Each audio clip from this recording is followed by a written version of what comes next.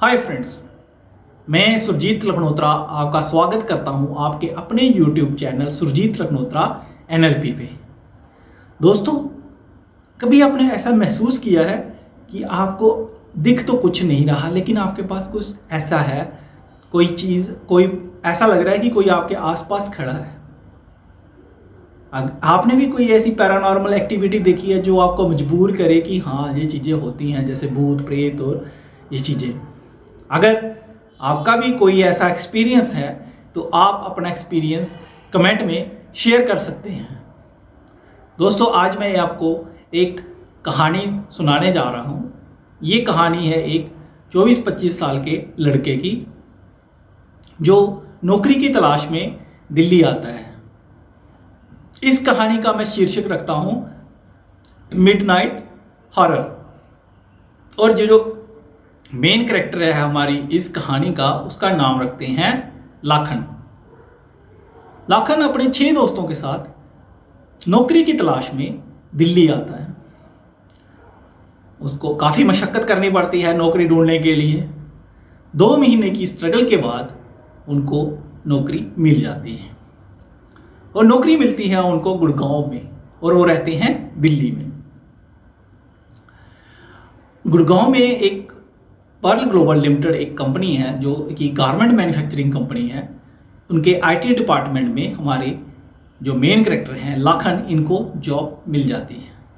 ये वहाँ पे एज ए सॉफ्टवेयर इंजीनियर काम करते हैं। अब लाखन डेली अप डाउन करते हैं फ्रॉम दिल्ली टू गुड़गांव और गुड़गांव टू दिल्ली।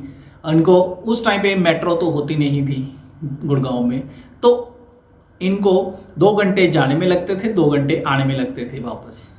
इस तरह इनका 4 घंटे का सफ़र होता था। अब लाखन 1 महीने तक तो उनका ये चलता रहा, लेकिन फिर उन्होंने सोचा कि इस तरह कैसे चलेगा, क्योंकि उनको आगे भी बढ़ना है। अगर 4 घंटे वो आने जाने में वेस्ट करेंगे तो पढ़ाई कैसे करेंगे और आगे कैसे बढ़ेंगे। फिर उन्होंने गुड़गांव में शिफ्ट कर लिया। अब लाखन ने 1 महीने तक वहाँ जॉब करी, 1 साल तक वहाँ जॉब करी।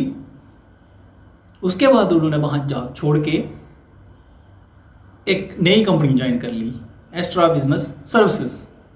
ये एक कॉल सेंटर था जिनका डेट कलेक्शन का बिजनेस था। तो लाखन ने वहाँ पे उनके आईटी डिपार्टमेंट में ज्वाइन करा, और उनके आईटी डिपार्टमेंट में ये इनका काम ये होता था कि क्लाइंट से डाटा लेना, उसको प्रोसेस करना और डायलर पे अपलोड करना।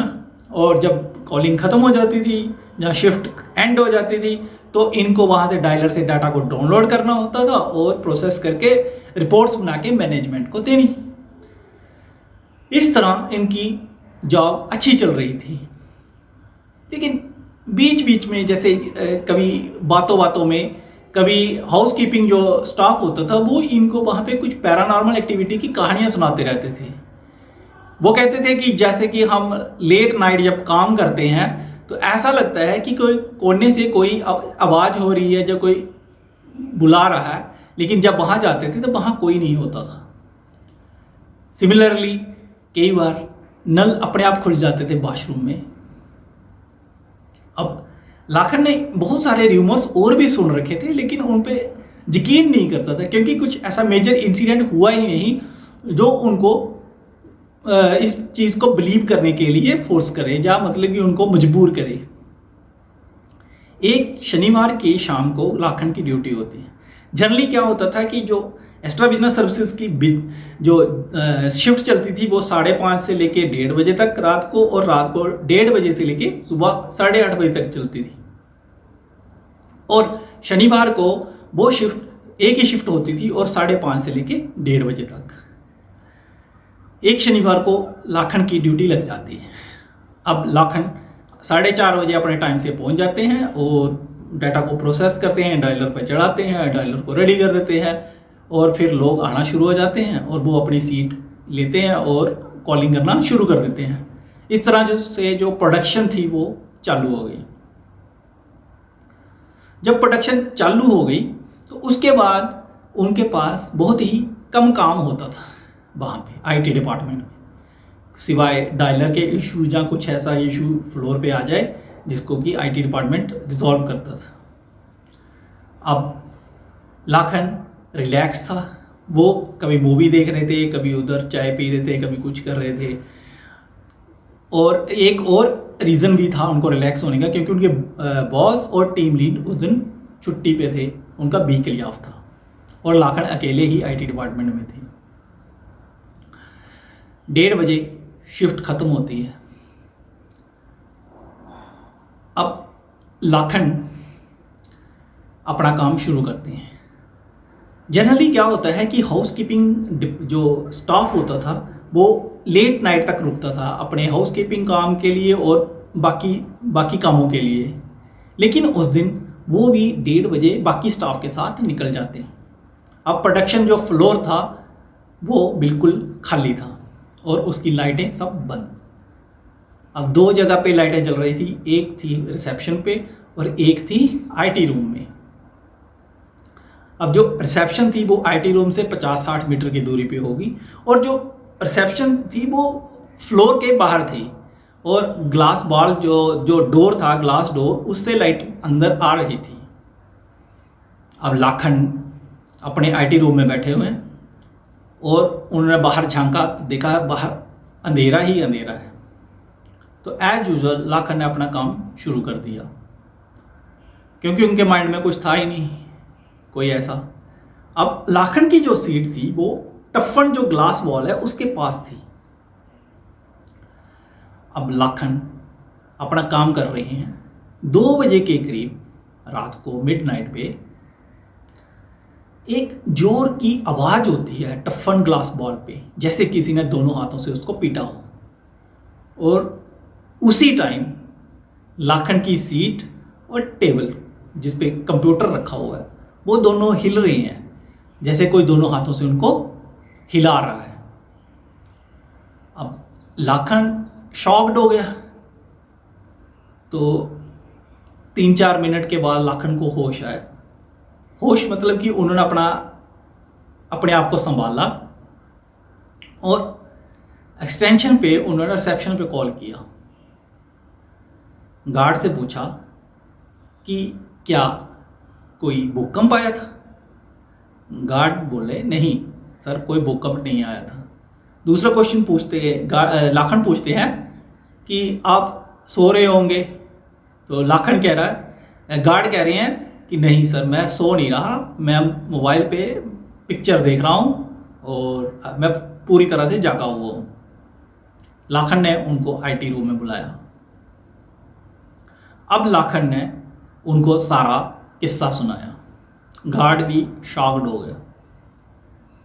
जब गार्ड शॉक्ड हो गया तो लाखन ने उनको कहा कि आप आधा घंटा इधर स्टे करें, इधर बैठें ताकि मैं काम ख़त्म कर लूँ। अब लाखन ने जल्दी जल्दी अपना काम ख़त्म किया और प्रोडक्शन फ्लोर से बाहर आ गए। अब दूसरे दिन लाखन ने ये इंसिडेंट अपने बॉस के साथ और टीम लीड के साथ शेयर किया। अब बॉस और टीम लीड उनको कहते हैं कि आप ये किस्सा किसी को सुनाना मत, क्योंकि लोग डर जाएंगे, स्पेशली जो हाउसकीपिंग पीपल हैं वो डर जाएंगे, क्योंकि वो लेट नाइट तक काम करते हैं। लेकिन उसके बाद ये हुआ कि लाखन और जो भी उस टीम में था वो 1:30 बजे अपना काम ख़त्म करके उन लोगों के साथ निकल जाते थे जो प्रोडक्शन के लोग होते थे। दोस्तों, इसके साथ मैं इस कहानी का अंत करता हूँ, लेकिन कुछ सवाल हैं जो आज भी हमारे माइंड में है। फर्स्ट ऑफ ऑल मैं ये बताना चाहता हूँ, ये जो करैक्टर लाखन है ये और कोई नहीं, ये मेरी कहानी है। उस करैक्टर मेरे साथ ये इंसिडेंट 11 साल पहले हुआ था। और जो आज तक जिस चीज़ का आंसर नहीं मिला कि अगर वो भूकंप था तो वो आवाज़ कहाँ से आई। और एस्ट्रा जो थी ये 5वें फ्लोर पे थी और जो आवाज़ आई, जो ग्लास वॉल थी उसके पीछे क्या था, एक स्मोकिंग जोन था और उसका एक ही रास्ता था, वो भी कैफेटेरिया से था। और उस कैफेटेरिया से, वो जो कैफेटेरिया था वो सिर्फ उसके पास था, आईटी रूम के पास, और वहाँ पे कोई था नहीं, सिर्फ गार्ड के और उस लाखन को छोड़ के। तो अगर वो पैरानॉर्मल एक्टिविटी थी तो फिर ये दूसरों के साथ क्यों नहीं हुई? ये कुछ आंसर ऐसे हैं, जो क्वेश्चन ऐसे हैं जिनके की आंसर आज तक मुझे नहीं मिले। दोस्तों, इस कहानी का जो कंक्लूजन है मैं आपकी बुद्धिमत्ता पे छोड़ता हूं, और अपने आंसर आप अपने व्यूज और अपने जो भी आपके माइंड में आता है वो आप कमेंट में लिख सकते हैं। मैं उसका रिप्लाई भी करूंगा और आपके साथ डिस्कस भी कर सकता हूं। इसके साथ ही मैं इसका वीडियो का अंत करता हूं। अगर ये वीडियो आपको अच्छा लगा तो आप इसको लाइक करें, कमेंट करें और शेयर करें, और बेल आइकॉन दबाना ना भूलें, ताकि आपको आने वाले वीडियोस की जानकारी आसानी से मिल जाए। धन्यवाद।